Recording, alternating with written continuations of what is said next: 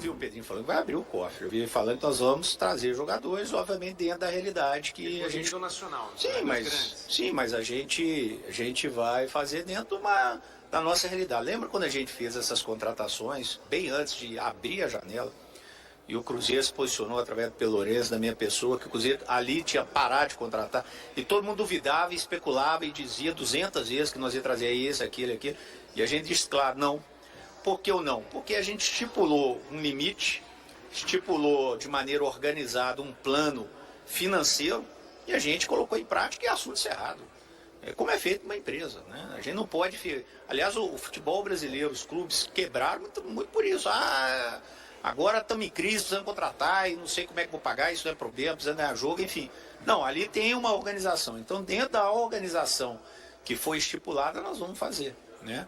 O que o torcedor pode ficar tranquilo é que cada ano o Cruzeiro vai se fortalecendo como um clube de ponta, buscando objetivos importantes. O que eu vou falar para vocês aqui é uma leitura minha, tá? De uma condição administrativa. Geralmente, quando se fala que o dono da SAF vai fazer um aporte financeiro, e ele tem todo o direito de fazer esse aporte sem dúvida nenhuma, 100 milhões, 200 milhões, 300 milhões, ele pode fazer aquele aporte inicial para trazer o jogador. Mas na hora de você garantir o salário, as luvas, aquilo que é de direito do jogador, que vai ser garantido em contrato, quem garante isso é a receita gerada pelo clube. É claro que ele pode colocar e aportar uma grana quando de repente faltar alguma coisa. Mas ele sempre tem que pensar nesse sentido, de que é a receita do clube que vai manter e deixar o clube com a sua saúde administrativa em dia. Então vamos pensar um pouco nisso também. É esse o pensamento da SAF, esse pensamento do Pedro Lourenço, pode investir, trazer jogador sem dúvida nenhuma, mas na hora de garantir ali o que vai pingar em dia, lá no banco, lá no dia do pagamento, é a receita que é gerada dentro do clube. O grande problema, CJ, é que a sensação que passa, né, pelo menos essa sensação que eu tenho de alguns torcedores, é de que de um ano para o outro o Cruzeiro vai virar uma seleção. Né? Muito cuidado com isso. Então, mesmo. gente, assim, o Barreal, o Vidalba e até mesmo o Verón são hoje atletas que a gente pode colocar ali num patamar de jogadores comuns, porque são comuns. Eles não fazem, né, nada absurdo ou nada que a gente não tenha visto. Eles são jogadores absolutamente comuns, na minha opinião. Sem ser pejorativo, porque também não são pé de cachorro, não. Não, são bons jogadores para estarem numa Série A, por exemplo, de Campeonato Brasileiro. Mas são jogadores comuns. Todo mundo concorda com isso, né? Mas a sensação que passa é que o Cruzeiro vai contratar 11 super craques para a próxima temporada. E, gente, não é assim que funciona. Um jogador para resolver um problema, a gente tá falando de 250, 300 milhões que o Pedrinho tem de orçamento, né? Vai levar uns 100 milhões desse rolê. Então, assim, tem que tomar cuidado com a expectativa que se cria. A montagem de elenco, ela tem como base atletas comuns. Todo time tem que ter bons atletas para compor o carregadores elenco, de piano? É claro. O Vidalba é um carregador ótimo, de piano. E é um ótimo reserva. Um reserva ali que vai ajudar. Ele é titular, né, Capitão? E ele não tá quebrando, não. Mas eu já tô projetando para a próxima temporada. Aliás, o Zé Ivaldo tem quebrado mais que o Vidalba. Sem dúvida. Com o Diniz aí. Sem dúvida. O Zé Ivaldo é um bom jogador de duelo, né, cara? Mas pra um posicionamento, uma construção, eu acho que ele tem alguma dificuldade ainda. Mas é isso, CJ, a gente tem que tomar cuidado com a expectativa que se cria. Gente, é pezinho no chão e entender os processos. Qual que é esse processo? A montagem de elenco também é feita com jogadores comuns. O Cruzeiro não vai ter 11 super craques na próxima temporada.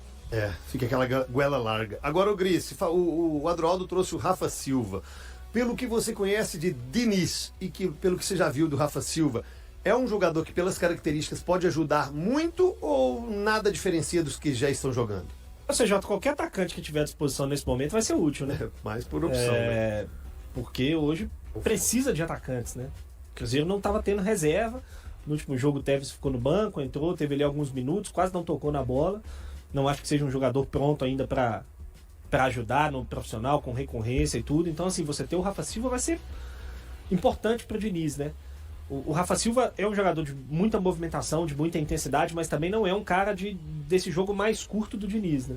Não é um cara nem desse jogo mais curto, nem de atacar o espaço muito na corrida. É um jogador mais de movimento, de intensidade, um jogador mais parecido com o Lautaro, embora não seja um jogador muito de beirada, seja um jogador um pouco mais de definição do que o Lautaro, mas em características assim é mais parecido com ele.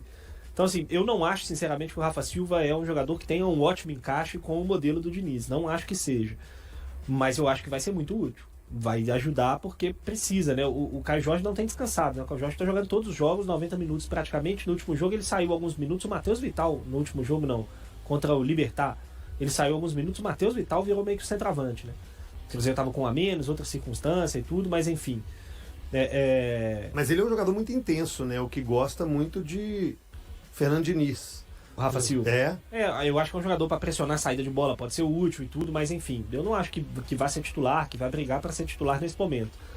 Mas acho que vai ser muito útil. O Rafa Silva ele vai ter 2 meses para ele se provar útil pro ano que vem. Porque o ano que vem, com essas possíveis chegadas, pode ser que ele perca muito espaço. Você pensando no retorno de Dineno, pensando nas chegadas, talvez fique complicado para o Rafa Mas o futebol, Rafa, você sabe melhor do que todos nós aqui, ele te possibilita algo inimaginável. Claro, por exemplo, por isso que eu falei, essa reta final ele decolar. Exatamente. Por isso que eu falei, ele tem 2 meses para tentar... O contrato dele é final do ano também. Então, ele tem 2 meses para tentar provar para o Diniz que ele tem condições de estar nesse elenco ano que vem. Se ele não fizer alguma coisa diferente, eu acho que dificilmente ele fica. Igual, se ele fizer igual que ele já apresentou para o Diniz, acho que já não vira? Cara, pensando no que tem sido o discurso do Cruzeiro, acho que a possibilidade dele ficar é pequena. E voltando um pouquinho no zagueiro, João Marcelo vai voltar pro time, né? Eu acredito. Isso é uma informação ou uma opinião? Não, opinião total.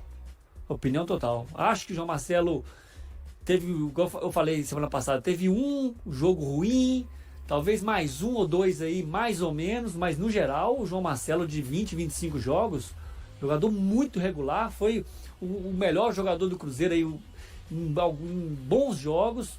Então, assim, eu voltaria com o João Marcelo. Mas pelo lugar do Djalma? Qualquer um dos dois, mas a princípio no lugar do Zé Ivaldo. O Zé Ivaldo não sai do time, gente. Saiu, vai entrar o Wallace no último. Eu também acho que sai. Eu acho que sai. Mas saiu de maneira circunstancial, né? O João Marcelo para mim é titular desse time. Não vi explicações concretas para ele ter saído e acho que ele merece voltar. Sem contar essa situação do Wallace também, né? De zagueiro. Como é que o Fernando Diniz está pensando nele? Como volante? Como zagueiro? A gente não sabe ainda, né? Então pode até ser que ele comece jogando contra o Bahia. Por que não? Se tiver com o tempo. Se estiver bem nos treinos, né? Porque nos jogos ainda não engrenou. Ele vai ter 2 semanas de treino. Se ele treinar bem, pode ser uma opção. Pode ser. E aí, meus queridos, o Wallace, se treinar bem, entra no lugar do Zé Ivaldo pra mim. Aí sim. Igual fez com o jogo contra o Fluminense. O Hudson, lembra daquele volante Hudson, que passou pelo Cruzeiro, Fluminense, bom jogador, São Paulo? É ótimo. Foi um bom jogador. É muito bom. Ele deu uma entrevista ao Charla Podcast no dia 5. Tá achando, tá não? Por quê? Você tá meio ansioso. Tô lendo aqui, ó. Vou abrir aspas pra ele. Tá aqui, ó. Ele deu entrevista dia 5 no Charla Podcast falando sobre o Fernando Diniz. Eu achei a fala dele muito interessante. Ele fala, abre aspas, sobre o Diniz, eu me lembro do primeiro treino dele. Você imagina que tem um goleiro dentro da área, com a bola no tiro de meta. Ele põe um jogador na lateral, uma fila na lateral, outra no meio, uma na ponta, e os caras têm que vir correndo e o goleiro tocando. Devolve 1h30 fazendo isso na saída de bola. Ele começa a trazer uma coisa nova. Ele não corrige o portador da bola, ele corrige o suporte. O portador da bola tem que ter 2 ou 3 opções de passe. Então, se o portador da bola errar, ele cobra o suporte. Você não mexeu, você não apareceu, você não deu linha de passe, é assim que ele vai reclamar. E é assim que ele vai cobrar. E ele fala aqui ainda, completando. Eu me lembro do zagueiro Bruno Alves. Ele falou assim, isso vai me... no Morumbi, 10, 15 minutos, eu já vou ficar segurando a bola, eu vou errar o passe e eu vou tomar uma vaia. Ou seja, o jogador que não tem essa característica, ele é trabalhado pelo Diniz. O problema é o medo de errar. É o medo de errar, Mirandinha. Mas isso é normal. Mas e como é que você diminui isso? É treinando. No início é meio que assustador, né? Você fala, é esse o sentimento. Aí por isso que a gente fala que esse trabalho do Diniz, o início é complicado. É complicado. Até o jogador virar a chave e ter essa confiança e fazer esse tipo de treino, 1h30. Quantas vezes o Diniz fez até então? Talvez nenhuma. Talvez ele começou a fazer essa semana. Então, ele precisa repetir isso várias vezes para ele ter confiança no que ele está fazendo. Mas ele ainda fala lá, Gris, que o grande mérito do Diniz é essa parte psicológica dele, dar confiança para o cara que não está treinado ou não tem essa característica a fazer. É o psicológico, né? É incentivar o erro, de certa forma, né, CJ? Saber que o erro faz parte do processo, mas que é errando que o cara vai melhorar e vai aprender, e em algum momento ele vai conseguir fazer aquilo com mais naturalidade, né? Estimular isso é muito importante, né? Eu até acho, assim, o que já ouvi de algumas pessoas que trabalham mais próximo e tudo mais, que acompanham mais de perto, porque assim, o Hudson trabalhou com o Diniz no São Paulo há 4, 5 anos atrás, né? O Diniz mudou muitos métodos dele recentemente. Em alguns aspectos e tudo, ele mudou para tentar evoluir mesmo como treinador. Isso no Fluminense foi muito visível agora nessa última passagem, segundo as pessoas que trabalham no dia a dia e acompanharam o treino, né? Mas essa questão da coragem para errar e tentar de novo, e tentar de novo, e tentar de novo, é algo que a gente vai ver sempre nos trabalhos. É muito legal. Aqui, ó, o Hudson ainda fala assim, ó. Ah, sabe esse cara grosso de bola? Ou um goleiro que não sabe sair jogando? Ele consegue colocar na cabeça que o cara sabe fazer e acaba que o cara consegue fazer o que ele pede. A prova disso é o Fábio, né? Ele teve alguns erros jogando, mas para mim o Fábio evoluiu muito com os pés com o Diniz. Eu não imaginava o Fábio nesse esquema. Não conseguia enxergar o Fábio jogando nesse esquema. E ele conseguiu melhorar. O Fábio virou o Everson com o pé, virou o Tafarel, por exemplo, Neuer. o Ederson. Não, o Neuer não, mas ele evoluiu muito. E o Fluminense foi campeão da Libertadores também por isso, né? Esse é um detalhe pequeno, mas também por isso, que ele conseguiu a manutenção do seu jeito de jogar. Consegue fazer? Consegue, mas ele precisa de tempo para poder estar estimulando isso. É psicológico, meu garoto, e isso o homem entende. Ele entende. E no futebol, assim, né? O cara que chega no nível de jogar no Cruzeiro, no Fluminense, no São Paulo, nesses grandes clubes, ele não chega sem a menor condição, né? Então, assim, ele tem algumas limitações em relação aos outros, mas se você estimular esse cara e tudo mais, der treino, der confiança, esse cara vai chegar. É lógico que todo mundo tem um limite, né? O Fábio nunca vai ser o Neuer. Exatamente. O Cássio não vai ser o Neuer, o Cássio não vai ser o Everson com os pés. Mas ele vai ter uma melhora se ele for estimulado a isso, se ele for trabalhado, porque ninguém chega ali sem saber dominar uma bola, tocar de lado. Porque o que se exige do goleiro, por exemplo, que é o que se questiona muito, não é o cara pegar a bola, driblar 3 adversários e botar o atacante na cara do gol. Não é isso, né? É o cara conseguir tocar de lado, achar um passe mais próximo, mas com um pouco mais de risco do que ele está acostumado. Então esse aspecto, um jogador profissional desse nível, ele consegue melhorar e chegar. Eu também acho que consegue chegar. Deixa comigo, CJ, muito bom dia para você. Bom dia, senhores. Bom dia em especial para o torcedor do Cruzeiro ligadinho aqui no 98 Esportes desta terça-feira. E começou ontem a pequena pré-temporada aí do técnico Fernando Diniz, né, para poder conhecer os seus atletas, para poder passar para os seus jogadores aí o seu estilo de jogo, as suas ideias de jogo, e a gente espera que o Cruzeiro, né, volte, mas volte diferente, que não seja como foi nas últimas paradas aí para essas datas FIFA, nas quais aí o Cruzeiro voltou e voltou pior do que tinha terminado quando o técnico Fernando Seabra aí era o treinador celeste. Ontem, todos os atletas, com exceção daqueles que estão no departamento médico, realizaram atividades intensas com bola, treinamentos técnicos. O técnico Fernando Diniz acompanhou para e passo cada atleta, comandava ali as atividades, conversava com os jogadores. Cruzeiro aí que vai ter muito tempo, né? Treinou ontem à tarde, treinamento hoje, terça, quarta, quinta, sexta e sábado pela manhã, e no domingo folga, e na semana que vem volta às atividades da segunda e vai até o dia do jogo contra a equipe do Bahia às 9h30 da noite, dia 18, no Mineirão, jogo esse pelo Campeonato Brasileiro. Só lembrando que todas as informações do Cruzeiro eu sempre trago em nome de Carro no Bolso.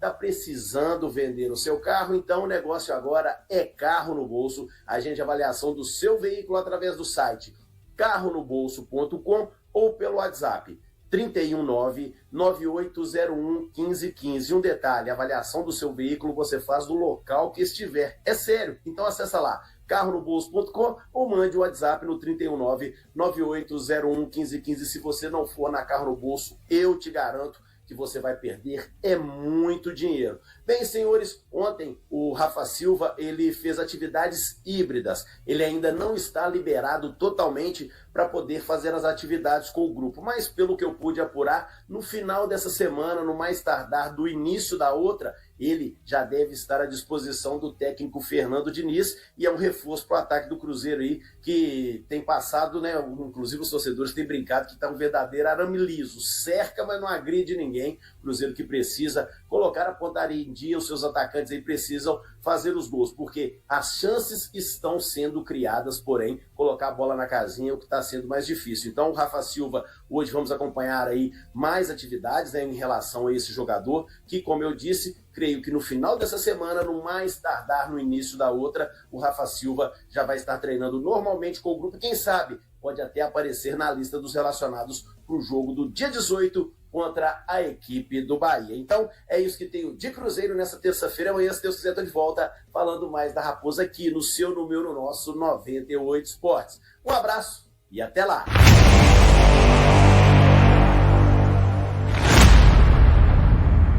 O ataque do Cruzeiro é um dos pontos fracos da equipe.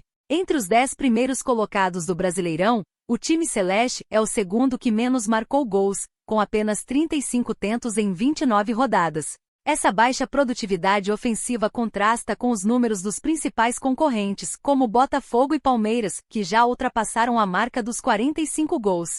A falta de um artilheiro de referência com Matheus Pereira sendo o principal goleador celeste com apenas 6 gols, é um dos fatores que explicam essa dificuldade. E aí, galera? O que acharam? Deixe nos comentários. Não se esqueçam de deixar o like e de se inscreverem no canal e ativar o sininho para receber as notificações. Até mais, Nação Celeste! Vamos pra frente!